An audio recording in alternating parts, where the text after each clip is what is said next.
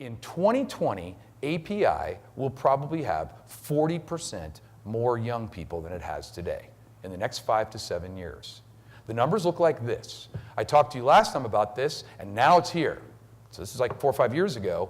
These are the 4 generations in American society today, and these changes are going to change every one of your companies, and if you're not on top of it already, I suggest you start thinking about it when you get home.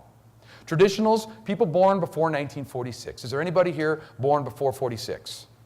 Anybody? That is awesome. The front table, they all got their arms up. That is so terrific. Look at that. So 3 guys still actively engaged, predominantly out of the workforce. Traditionals built America.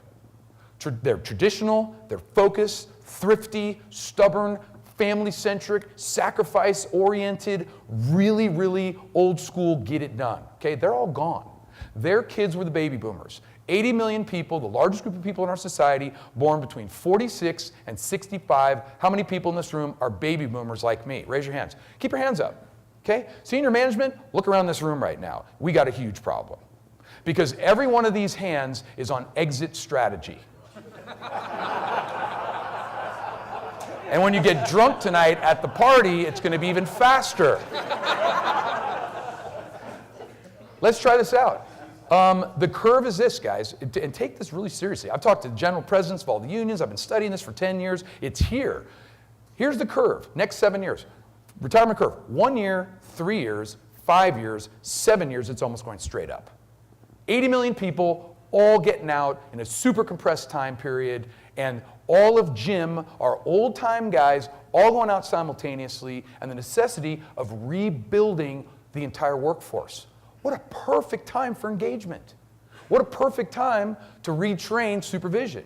You're about to reinvent API's workforce for the next 25 years. It's going to happen over the next 5 to 7 years. Today, you have this great leadership model. What could be better timing? They fit together perfectly, but there's going to be some problems. And the first one is drop down to the next generation, Gen X. Gen X, 46 million people born between 1965 and 1980. How many Xers do we have here?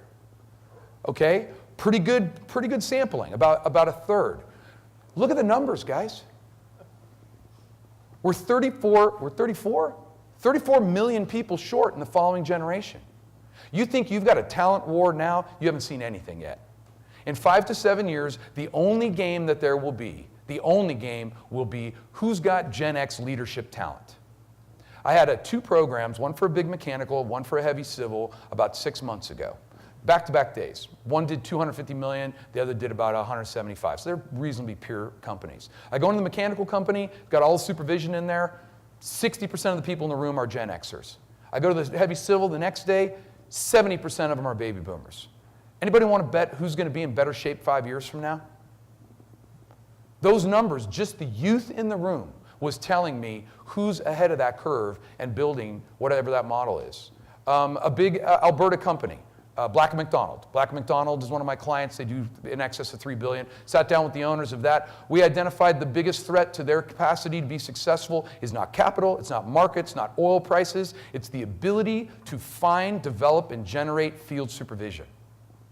That over the next 5 to 7 years, that will be possibly the #1 problem in terms of growing volume, because you can't grow if you can't supervise it. And we have a diminishing number of people and an increasing demand and no place in the middle. API is in a position to say, let's do this now.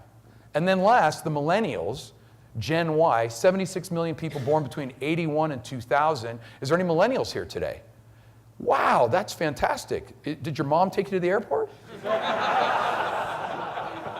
Hey, you know what? Let's hear it. Let's hear it for the millennials in the room. Nicely done. Hey, you want to talk about the whole theme we're hearing? Having 5 of you in here is super important. And, you know, congratulations on making it this early. But it would certainly be a little more comforting, I think, if there were more of you in the room as time goes on, right? And particularly since by 2020, 40 to 50% of the construction workforce will be millennials. What do you need to know about them? This is why engagement is critical. X and Y only want engagement. You cannot pay them to be happy at work. X and Y, if you do not engage them, they will go find another place to work. X and Y is going to put a new standard on the idea that I will value myself more than my job. So I was raised by a traditional, old school mom and dad. What they told me was this: Mark, work hard and get ahead. I know how many people heard that speech, right? What did I do? Yes, ma'am, yes, sir. X and Y, work hard and get ahead. What do they say? Why? How are you going to help? And you know, after you're done wanting to strangle them, you got to deal with that, because that's just how it is. And it's a brand new model. They are, Gen Y is the engagement, absolutely engagement deal, and the companies have figured this out faster than anyone. Goldman Sachs, right? Goldman Sachs is a number, they're in the top 10 of best places to work. Goldman Sachs' workforce is 65% millennials right now, right? Perhaps the most influential investment banking firm in the world is 65% millennials already. Now, is it a young man or woman's game? Probably. How does that compare to us? What percentage of people are already moving up in our system? We got to think about that. Here's what you need to know about them. Another reason for engagement, Gen Y.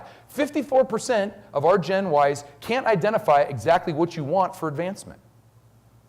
So somebody needs to tell them. 80% Gen Y say, I don't have any deficiencies at all.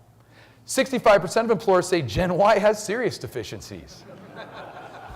And 97% of them said, well, I'd fix it if I knew.